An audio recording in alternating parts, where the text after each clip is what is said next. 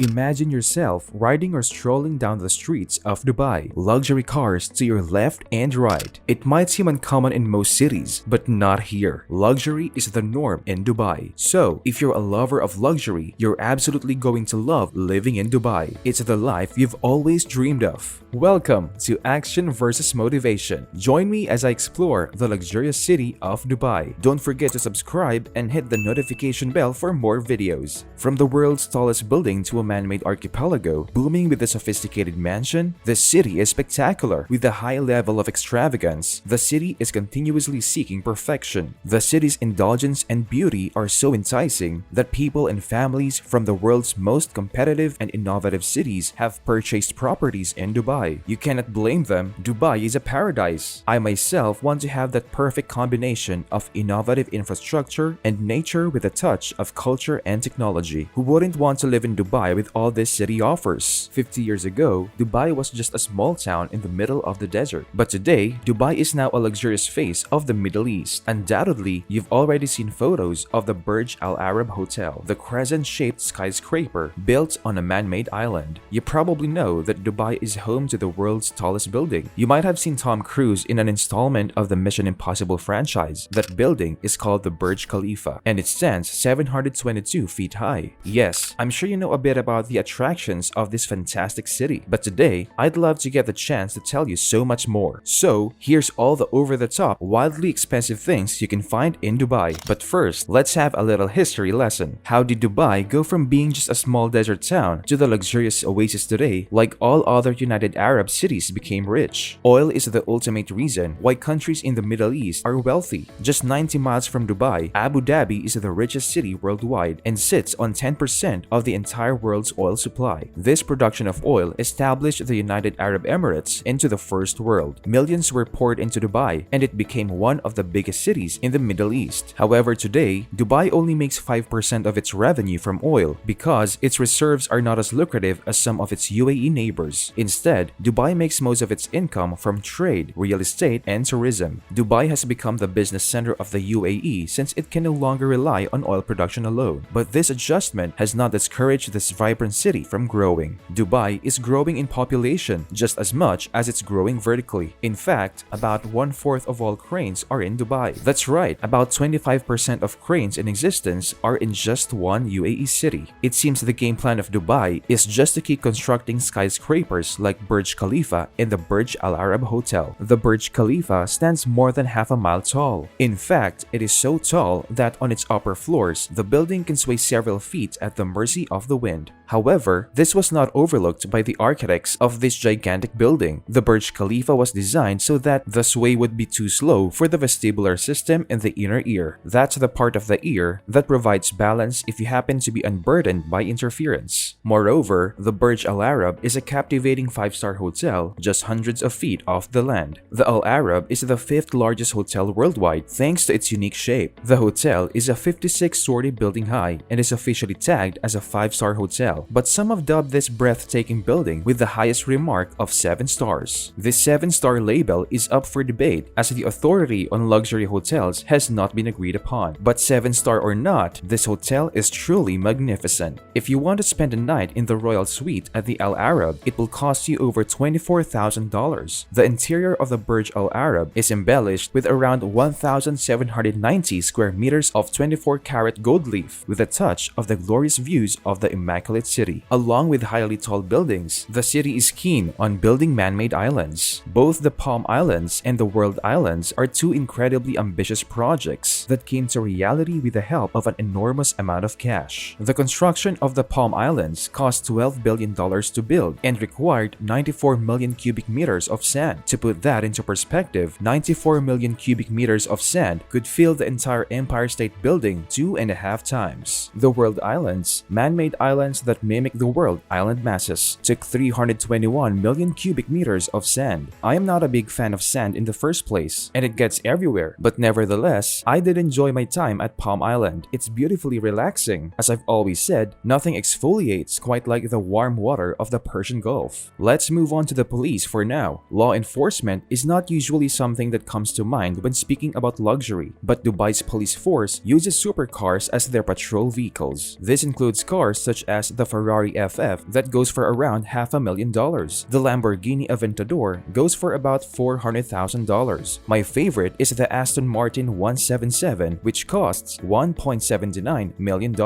It's a dream come true for most men. Nothing makes a man feel more like James Bond than flooring an Aston Martin 177. Anyway, using these spectacular cars is just Dubai being Dubai. Here's a fun fact. Dubai is the 8th safest city in the world, so more power to them. This is not just because of the supercars, of course. The UAE in general has relatively strict laws due to the Islamic constitutional monarchies that employ the Emirates government. Some Sharia laws exist in Dubai, so if you are on vacation with your lover, make sure the two of you don't get caught smooching. It might just get you deported. However, due to the extremely high amount of tourism, some places in Dubai are much more lenient. The serving of alcohol, for example, would not be permitted in a traditional Middle Eastern setting, but you can enjoy it in specific institutions in Dubai, such as hotels and clubs. It is estimated that around 15% of Dubai's population are Emiratis, while the other 85% are from out of town. About half of the population is composed of the workers building hundreds of skyscrapers, which makes a little bit of sense considering the whole crane situation. Most of these workers are from India, Pakistan, and Bangladesh, which brings us to the more unfortunate side of Dubai. The class divide is quite extensive. Many of the immigrant workers live and work in less than ideal conditions. At the same time, Emiratis and upper-class foreigners earn an extremely attractive salary. There isn't much of a middle ground between the class divide and Dubai. But just like any country divided, there's always a sport to bring the people together. Well, that's the idea anyway. And in this case, the sport is camel racing. It's a bit of a sore subject for me considering its history. Camel racing in Dubai is almost equivalent to American football in the US, and Dubai's twist on the sport is that instead of children jockeys, they've begun to use robots. You see, camel racing has a bit of a dark past. It used to be the case that small children would be forced to ride the camels, which led to human trafficking. It still happens in less progressed areas in the Middle East. But now, the children have been replaced with robots. Although, believe it or not, some of these little bots can cost up to $10,000. In the future, Dubai has some rather insane plans in the works. Dubai plans to build a climate-controlled city. It was announced when Dubai's ruler, Sheikh Mohammed bin Rashid Al Maktoum, unveiled plans for the Mall of the World, a 48 million square foot mall. This miniature city will have a retractable dome. It will serve as a massive pedestrian mall and contain hotels and apartments and roads and parks. The massive structure will be more than double the size of Monaco. The idea starts to make sense when you consider Dubai can reach temperatures of 115 degrees Fahrenheit regularly. But the picture begins to make less sense again when you think about the cost. The cost has not yet been determined officially. Still, its estimates have been made in the tens of billions of dollars. And keep in mind, the price tag would be much higher if the workers were not underpaid. The dome is planned to have hundreds of hotels and service departments totaling 20,000 rooms. It seems an audacious architectural feat. So that's Dubai for you. But wait, I almost forgot to top it all off. The mega-rich residents that live in Dubai don't give an ounce of their paycheck to the government. There is no income tax. Yes, you heard it right. This is another feature that makes Dubai one of the most attractive places to stay on the planet. Dubai is the place to go if you're looking for a life of extravagance, sophistication, and of course, luxuriousness. If you want all the things that Dubai offers, don't deprive yourself. That's all I've got for you today. If you enjoyed this video, make sure to leave a like and subscribe as always. See you at our next video.